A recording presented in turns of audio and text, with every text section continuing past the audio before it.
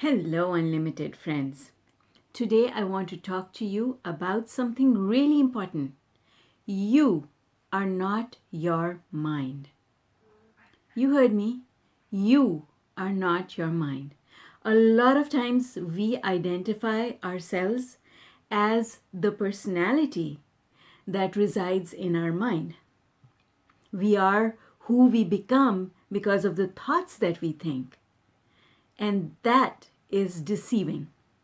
And I'm going to show you how you can become a much more powerful person, access resources that are at your disposal that you're not accessing just now, how you can make better, clearer decisions and learn to live a happy and fulfilled life.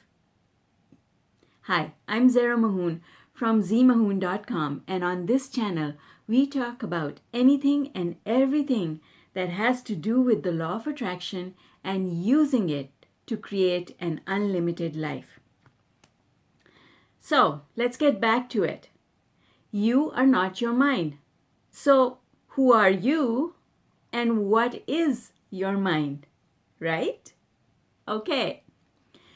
Who are you? Are you this mind? Now, think about it. Just like you have this arm, this hand and this hand, you have a mind. It's a part of your body. It is an organ that has a specific function. Just like you don't think that you are just a face, just like you don't think that you are just a hand, you understand that there is more to you than just the hand, right? There is more to you than just your brain. And I love Abraham's words where they say, your brain is not a filing cabinet, because if you open it up, there are no files stored there. So the question is, where is our information stored and who are we?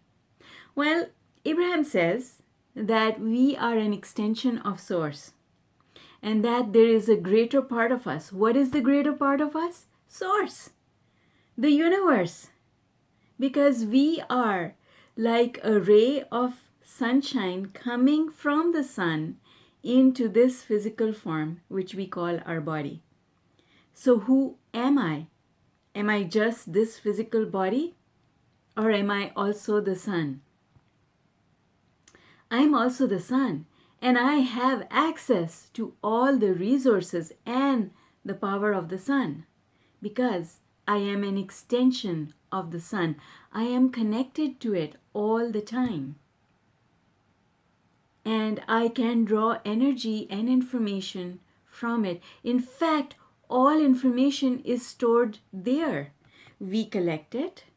How do we collect it? We collect it with our five senses. The job of our five senses is to collect information from the world around us, and the job of our mind is to organize that information, to make sense of it. But the job of our mind was never to make decisions for us. It is only to give birth to a preference. I prefer red over white. I prefer black over red. That is the job of the brain. All information is stored in that reservoir that we call the universe, that we call Source. And so whenever we need something, that is the storage that we are accessing, because there are no filing cabinets in here. All the information is a part of Source.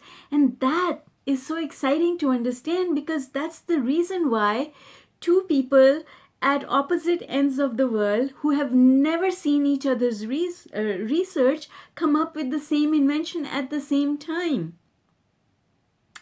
That is the reason why one person thinks of an idea and another person gets it and makes it into a reality.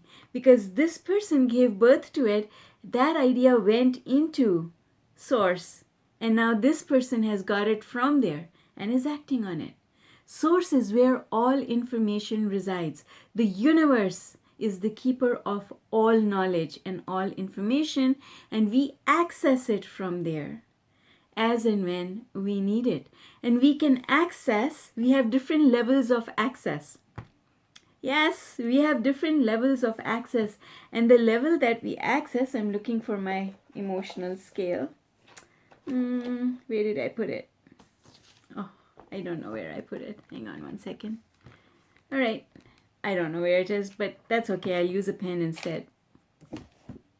So, our level of access to information depends on our level on the emotional scale. If we are aligned, then we have access to all the resources of the universe. We can tap in there and access all the information that source has on any subject. Even if you've never studied a subject, you can access information about it through being over here. That's how children who have talents of music and art and science, that's where they get their talent from. No one is a genius because they have information here. People are geniuses because they put themselves over here and can access an unlimited reservoir of information. That's what intelligence is. So our level of access, our access card, depends on where we are here on the emotional scale. If you're lower down on the emotional scale, then all you have access to, the first level of access, is the thoughts that your brain has thought. But as you go up the emotional scale, your access level changes. Isn't that exciting? It gives me goosebumps. I think that's amazing. That's wonderful to know, because now I know all I have to do is to get here. How do you get here? Well, first of all, it starts with believing that you can. And secondly, it is about doing something to get focused. So focused that you have no distraction. Because when you are focused, that channel of communication between you and source is clear, because there's no other thought taking your attention. So you're using all the power of your laser focused mind to access the unlimited resources that are at our disposal from source. So the second one is cut out the distractions, focus, no multitasking. The third is find ways to get up the emotional scale and stay there. And fourth is do not take questions here. Leave the questions out of the equation. Go there in the receiving mode. Put yourself in the receiving mode, which means stop asking the questions so that the answer can come. So, see, we are not our mind. We are much bigger than our mind.